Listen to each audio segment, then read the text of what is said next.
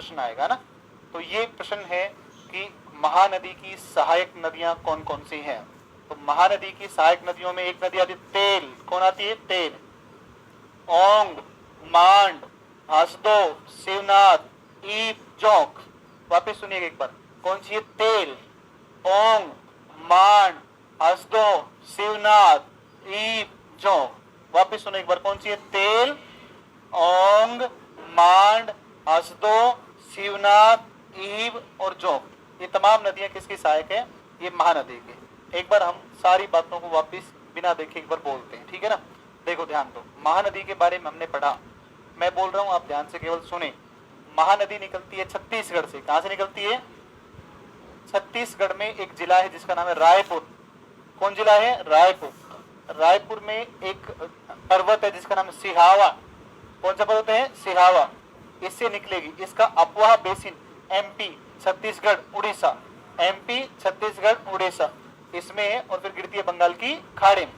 अगर हम इस नदी की बात करते हैं तो इसका जो जल ग्रहण क्षेत्र है वो 1.42 कितना है? 1.42 लाख वर्ग किलोमीटर। इसके ऊपर एक बांध है जिसका नाम है हीराकुंड। उड़ीसा में कौन सा बांध है? हीराकुंड, 4801 मीटर। और यह हीराकुंड बांध भारत का सबसे लंबा बांध। ठीक है, वैसे इसके बांध की लंबाई जो है ना वो 20 किलोमीटर है। कितनी है? 20। लेकिन मुख्य जो बांध है वो कितना है? 5, मतलब 4800 मीटर के आसपास है। ठीक है ना।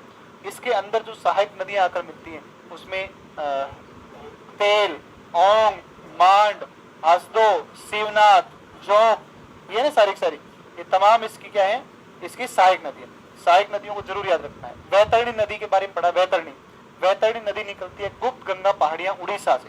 वैतरणी को उड़ीसा की गंगा मानी जाती है।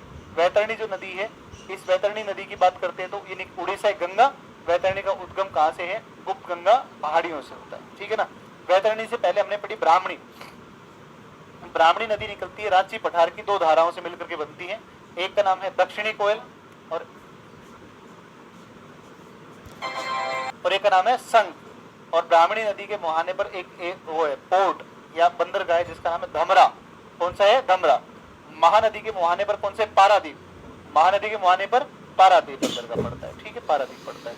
स्वर्ण रेखा नदी हमने पढ़ी तो स्वर्ण रेखा नदी आपकी निकली रांची पठारी क्षेत्र से। स्वर्ण रेखा पर होंडरू जलप्रपात। स्वर्ण रेखा की सहायक कांची, खरकई और गरकरी। खरकई और इसके संगम पर स्वर्ण रेखा, इसके संगम पर टिस्को, साकची गांव के अंदर। टिस्को की स्थापना 1907 जमशेदजी टाटा के द्वारा। उत्पादन शुरू 1911। उत्पादन शुरू 1911। इसके अलावा अगर हम बात करते हैं तो स्वर्ण रेखा को जैव मरुस्थल भी कहते हैं।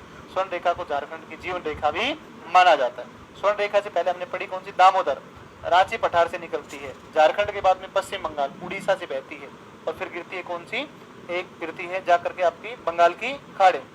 दामोदर जो नदी है इसे बंगाल का सोप। दामोदर पर देश की पहली बहुउद्देशीय नदी घाटी परियोजना 1948 टेनेसी नदी घाटी परियोजना के तर्ज पर स्थापित की गई थी। ठीक है ना। इसकी सहायक नदियां कोनार के ऊपर कोनार बांध है। इसकी सहायक नदी बराकर, बराकर के ऊपर तिलैया बांध और बराकर नदी के ऊपर एक कौन सा है? मैथोन बांध। मैथोन और कौन सा है? तिलैया।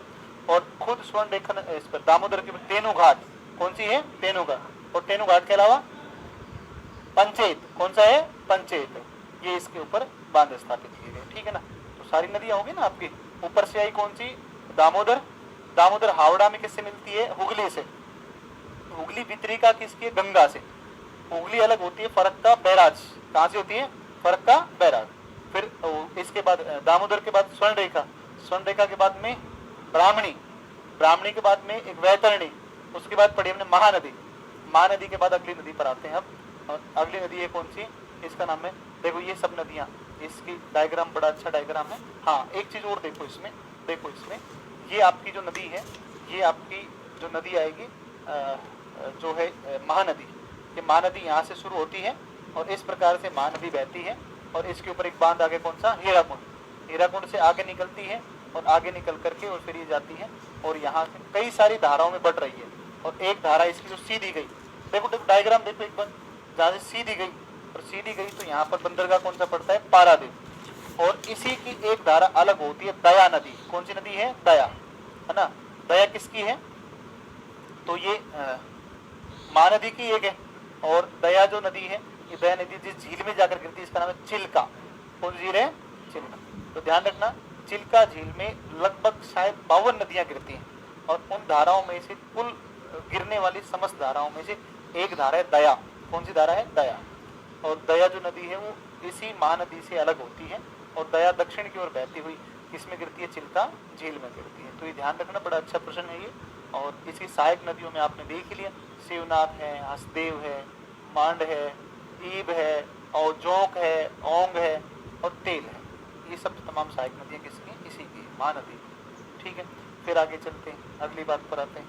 अगली बात पर आएंगे, नदी कौन सी? गोदावरी। गोदावरी देखो, आपको ना ये याद रखना है, गोदावरी को कहते हैं दक्षिणी गंगा। क्या कहते हैं? दक्षिणी गंगा। दक्षिणी गंगा कहते हैं गोदावरी को, कहते हैं दक्षिणी गंगा। दक्षिणी गंगा। एक और है दक्षिण भारत की गंगा। दक्षिण भारत की गंगा। दक्षिण भारत की गंगा। दक्षिण की भागीरथी। क्या हुआ? पंपा। दक्षिण की भागीरथी कौन है? पंपा। दक्षिण की भागीरथी पंपा। तो देखो एक बार मैं बच्चों को कैसे याद करवाता हूँ, है ना, क्योंकि मुझे भी याद नहीं होता था पहले, तो मैं पढ़ाता था, मुझे कंफ्यूजन हो जाता। तो दक्षिण भारत की कौन सी है? दक्षिणी गंगा कौन सी है? तो फिर मैंने ऐसे ही जुगाड़ कर लिया ऐसे याद करने का। एक नदी कावेरी। देखो जब भी कभी कोई चीज़ आपको याद नहीं हो तो उसका एक तरीका है, उसको 2 3 4 5 बार लिख लो। तो जब आप लिखेंगे तो आपको वो चीज़ आराम से समझ में आ जाएगी। ये मेरा मतलब 10वीं क्लास का प्रैक्टिकल है। गणित के सवाल, मेरी गणित बहुत अच्छी थी और मैं गणित बहुत पढ़ता था। ठीक है ना, मतलब पूरे दिन भर मैं एक ही काम करता था, केवल गणित पढ़ना, उसके अलावा कुछ नहीं पढ़ाई लिखाई, खूब गणित पढ़ता था। ठीक है, तो गणित में ना मैं मुश्किल ही टीचर के पास बहुत कम जाता था। तो मेरा एक सिस्टम होता था, गाइड रखते था अपनी। ठीक है ना, जैसे प्रश्न नहीं आता था गाइड में देख देख के उस प्रश्न को मैं लिख लेता कॉपी में। ठीक है ना, फिर उसको दोबारा करके देखता, दूसरी बार फिर नहीं हुआ मान लो, तीसरी बार में प्रश्न अपने आप समझ में आ जाता था, है ना। तो मेरा प्रैक्टिकल किया हुआ है, जब भी कोई चीज समझ में नहीं आए तो उसको 2 बार 3 बार लिख लो। जैसे आप 2 3 बार लिखोगे, बिना कुछ देखे बिना लिख लो उसको, तो वो आपको समझ में आ जाएगा। और फिर भी नहीं समझ में आए ना तो फिर एक और बढ़िया तरीका रट लो। ठीक है ना, सबसे बड़े तरीका रट दो फिर, है ना। तो नहीं समझ में आए तो ये एक 2 ही तरीके हैं, या तो समझ लो, नहीं तो रट दो फिर, बस। ठीक है, तो इसका एक जुगाड़ है याद करने का। तो एक कावेरी है और एक कौन सी है? गोदावरी। ठीक है ना, तो देखो इसमें कंफ्यूज नहीं होना। गोदावरी कितने अक्षर की है? 4। कितने अक्षर की है? 4। कावेरी कितने अक्षर की है? 3। जो बड़ा अक्षर है उसको छोटे के पास, जो छोटे अक्षर वाली है उसको बड़े के पास। ऐसे ही जुगाड़ है, कुछ नहीं है, कोई लॉजिक नहीं, लेकिन याद हो जाएगा, दोबारा कभी भी नहीं बोलोगे, है ना। तो देखो कावेरी छोटी है तो उसका नाम बड़ा है, दक्षिण भारत की गंगा। ठीक है ना, जो नदी छोटी बड़ी है गोदावरी 4 अक्षर की, उसका छोटा सा नाम है दक्षिणी गंगा। समझ में आई बात? अरे समझ में आया कि नहीं आया? क्या जुगाड़ किया आपने? देखो 4 अक्षर वाला नाम कौन सा है? गोदावरी। तो बड़ी नदी जिसका नाम बड़ा है उसकी संज्ञा छोटी, जिसका नाम छोटा है उसकी संज्ञा बड़े। तो बड़ी गोदावरी है, उसकी छोटी संज्ञा दक्षिणी गंगा। जिसका नाम छोटा है कावेरी, इसकी बड़ी संज्ञा दक्षिण भारत की गंगा। तो गोदावरी को कहते हैं दक्षिणी गंगा। क्या कहते हैं? दक्षिणी गंगा। क्यों? क्योंकि प्रायद्वीपीय भारत की सबसे लंबी या सबसे बड़ी नदी, दक्षिण भारत की सबसे बड़ी नदी होने के कारण गोदावरी को कहा जाता है दक्षिणी गंगा। इसे सबसे पुरानी नदियों के अंतर्गत भी मानी जाती है, इसलिए इसको वृद्ध गंगा या बूढ़ी गंगा कहते हैं। वृद्ध गंगा या फिर बूढ़ी गंगा। प्रायद्वीपीय भारत की सबसे लंबी नदी है, इसमें तो कुछ बताना ही नहीं है। प्रायद्वीपीय भारत में सबसे लंबी नदी कौन सी है? गोदावरी ही है। गोदावरी ही है, नो डाउट। इसमें 1465 किलोमीटर की लंबाई है और इसका जो कुल जल ग्रहण क्षेत्र है, वाटर कैचमेंट जो एरिया है ना, तो वाटर कैचमेंट जो एरिया है इसकी अगर बात करें तो ये पूरे भारत का लगभग 1/3 1/10वां भाग, मतलब इसका जो वाटर कैचमेंट एरिया है, जल ग्रहण क्षेत्र है, वो 3.13 लाख ना। भारत है 3.32,87,000 है ना, तो वो 32.87 है और ये 3.13 है। तो लगभग कंपेयर करोगे तो किसके आसपास आएगा? 1/10 के आसपास आएगा। तो ध्यान रखना कि गोदावरी का जो कुल जल ग्रहण क्षेत्र है वो संपूर्ण भारत का कितना है? 1/10वां भाग। ये ध्यान रखना, 1/10वां, 3.13 लाख वर्ग किलोमीटर एनसीईआरटी में दिया हुआ है। ठीक है ना, 1465 किलोमीटर लंबाई है। और ऐसा एक और ध्यान रखना, भारत की कहां पर, अच्छा ये, हाँ ये स्क्वायर नहीं आएगा, लंबाई 1465 किलोमीटर है ना।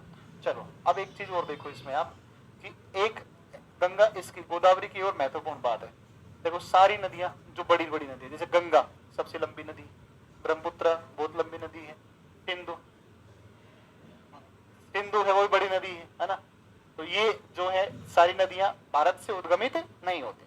सिंधु भारत से बहती है लेकिन भारत से उद्गम नहीं होता। ब्रह्मपुत्र भारत से बहती है लेकिन भारत से उद्गम नहीं होता। गंगा भारत से उद्गम होता है लेकिन भारत में अंत नहीं होता, बांग्लादेश में खत्म होती है ना। तो ऐसी भारत की सबसे लंबी नदी और जिसका उद्गम और जिसका अंत दोनों ही, उद्गम और मुहाना दोनों ही किसमें हो, भारत में, ऐसी सबसे लंबी नदी कौन सी है, गोदावरी। तो गोदावरी नदी सबसे लंबी नदी है जिसका उद्गम भी और जिसका मुहाना भी दोनों ही कहां पर है, भारत में। ऐसी सबसे लंबी नदी कौन सी है, गोदावरी आएगी, ये ध्यान रखना है। गोदावरी का उद्गम और गोदावरी का अंत दोनों ही किसमें होते हैं, भारत में। ऐसी भी सबसे लंबी कौन सी, गोदावरी। ऊपर गोदावरी है, नीचे कावेरी, सॉरी कृष्णा है।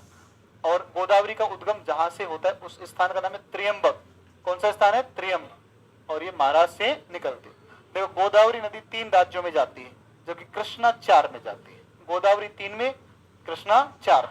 तो गोदावरी जहां जहां से जाएगी उसमें देखो, गोदावरी आपकी बहती है, महाराष्ट्र से निकलती है, महाराष्ट्र के बाद में गोदावरी जाती है तेलंगाना। कहां जाती है, तेलंगाना। महाराष्ट्र से कहां जाती है, तेलंगाना। महाराष्ट्र से कहां जाएगी, तेलंगाना। तेलंगाना के बाद में आंध्र प्रदेश, तेलंगाना के बाद में आंध्र, और अंतिम रूप से बंगाल की खाड़ी। कृष्णा की जब बात करते हैं तो कृष्णा महाराष्ट्र से तो निकलती है, लेकिन कृष्णा महाराष्ट्र से निकलने के बाद में दक्षिण में आती है कर्नाटक में। दक्षिण में कहा आती है, कर्नाटक। कर्नाटक के बाद में फिर तेलंगाना, और तेलंगाना के बाद फिर आंध्र प्रदेश और गिरती बंगाल की खाड़ी। बस ध्यान रखना, कृष्णा जो है वो कृष्णा कर्नाटक में जाती है, लेकिन गोदावरी जो है वो कर्नाटक में नहीं जाती। ध्यान रखना इस बात का ना। ऐसे ही इसमें और एक मैं जुगाड़ कर रखा है, ऐसे ही जुगाड़ कर रखा है याद करने का, बस तरीका सही है याद करने का ना। जैसे अब मैं आपसे पूछूं दक्षिणी गंगा, दक्षिण भारत की गंगा। अच्छा आपके दिमाग में एक बार क्लिक हुआ होगा हल्का सा कि दक्षिणी गंगा मैंने बोला तो दिमाग में आया होगा कि दक्षिणी गंगा छोटा नाम, मतलब अरे छोटी संज्ञा बड़ा नाम है ना। अगर कई बार होता है लिंक अगर चीजों को कर लेते हैं, कनेक्ट कर लेते हैं, तो फिर वो याद हो जाता है, फिर बाद में जब हम जरूरत पड़ती है तो याद आ भी जाता है ना। So how was your